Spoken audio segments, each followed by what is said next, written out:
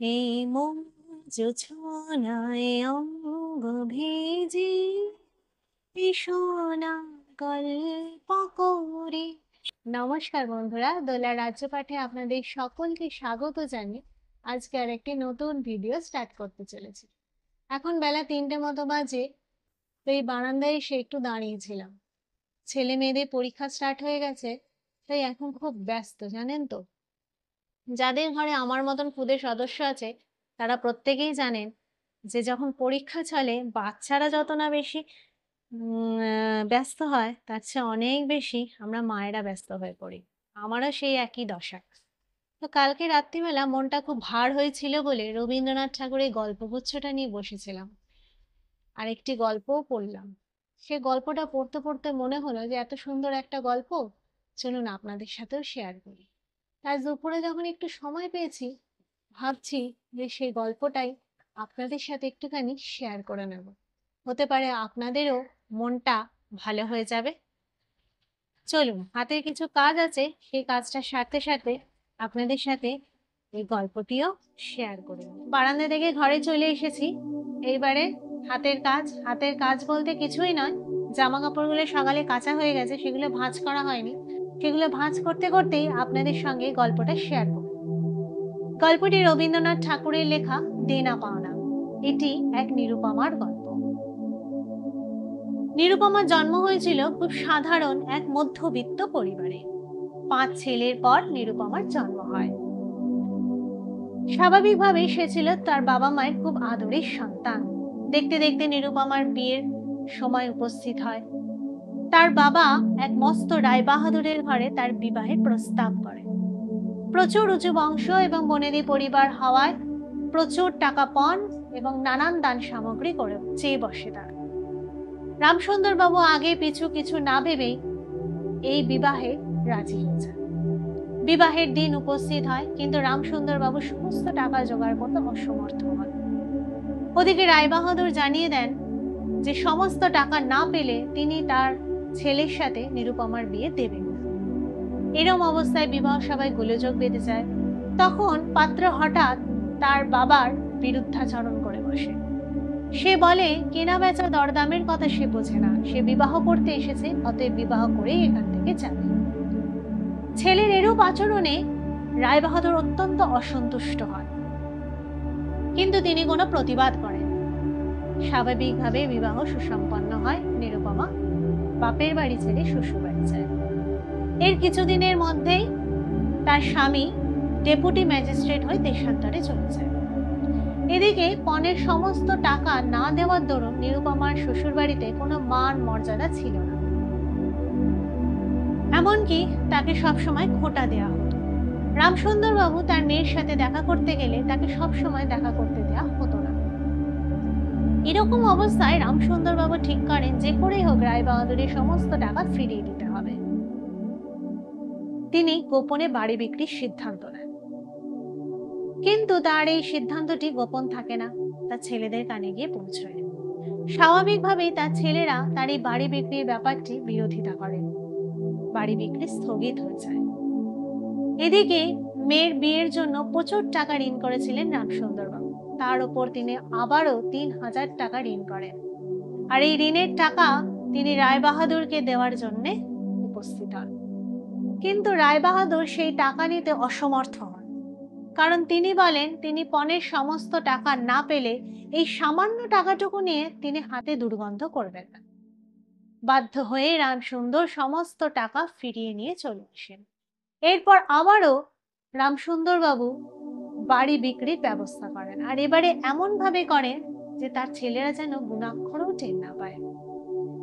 বাড়ি বিক্রি হয়ে যায়, আর সেই বাড়ি বিক্রির টাকা নিয়ে রামসুন্দর বাবু রায়বাহাদুরের কাছে যান। কিন্তু সেই সময় রায়বাহাদুর বাড়িতে উপস্থিত না থাকার দরুন তাকে অপেক্ষা করতে বলা হয়। রামসুন্দর বাবু নিজের মনের উচ্ছ্বাসকে আটকাতে না পেরে নিজের মেয়ে নিরুপমার সাথে দেখা করেন,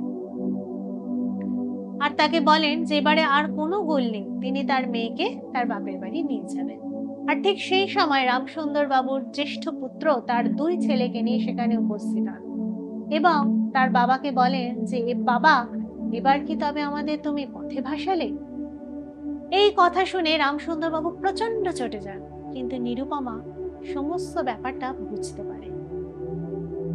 সে তার বাবাকে বলে যে তিনি যেন রায়বাহাদুরকে আর একটি টাকাও না দেন। রামসুন্দর বাবু তাকে বোঝান যে এই টাকাটি না দিলে তারা নিরুপমাকে কোনোদিনই বাপের বাড়ি যেতে দেবে না। কিন্তু নিরুপমা তার সিদ্ধান্তে অনড় থাকে। সে বলে যে সে কি কেবলমাত্র একটা টাকার থলি, তার কি কোনো মর্যাদা নেই, আর তাছাড়া তার স্বামী তো এ টাকা চান না। তাই নিরুপমা তার বাবাকে দিব্যি দেন তিনি যেন রায়বাহাদুরকে একটি টাকাও না দেন। এই যে রামসুন্দর বাবু টাকা নিয়ে এসেছিলেন এবং তার মেয়ের পরামর্শে সেই টাকা না দিয়ে তিনি ফিরিয়ে নিয়ে চলে গেছেন, সেটি কোনো এক দাসী মারফত নিরুপমার শাশুড়ির কাছে পৌঁছে।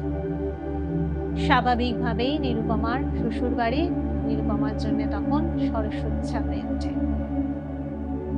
স্বামী দেশান্তরে চলে যায় এবং পাছে বাপের বাড়ির সাথে সম্পর্ক রাখলে সে খারাপ হয়ে যায়, সেই জন্য বাপের বাড়ির সাথে নিরুপমার সমস্ত সম্পর্ক একেবারে বন্ধ করে দেওয়া হয়।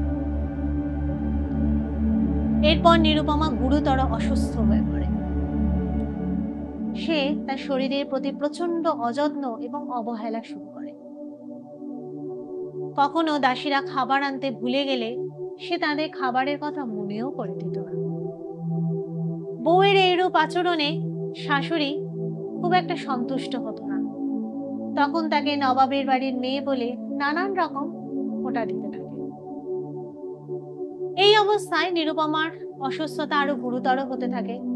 তখন নিরুপমা সবিনয়ে তার শাশুড়ির কাছে তার বাবা এবং ভাইদের দেখার জন্য ইচ্ছা প্রকাশ করে, কিন্তু তার শাশুড়ি তাতেও তাকে ন্যাকামি বলে নানান খোঁটা দেয়। তারপর নিরুপমার একদিন সন্ধেবেলায় শ্বাসকষ্ট উপস্থিত হয়, আর সেদিনই প্রথম তাকে ডাক্তার দেখতে আসে, আর সেদিনই ডাক্তারের দেখা শেষ হয়, অর্থাৎ নিরুপমার মৃত্যু হয়। প্রচন্ড ধুমধামের সাথে নিরুপমার অন্ত্যেষ্টিক্রিয়া সম্পন্ন হয় এবং শ্রাদ্ধও হয় মহা সমারোহে। এই রকম অন্ত্যেষ্টিক্রিয়া এবং এই ধরনের শ্রাদ্ধ এর আগে এই তল্লাটে কেউ কখনো দেখেনি। রামসুন্দর বাবু যখন মেয়ের জন্য দুঃখ প্রকাশ করতেন, তখন পাড়া প্রতিবেশীরা তার এইরূপ অন্ত্যেষ্টিক্রিয়া এবং এইরূপ শ্রাদ্ধের বিবরণ করে তার বাবাকে ভোলানোর চেষ্টা করত। শোনা যায় যে এমন নাকি শ্রাদ্ধেও হয়েছিল যে তাতে কিঞ্চিত রায়বাহাদুরদের ঋণও করতে হয়েছিল।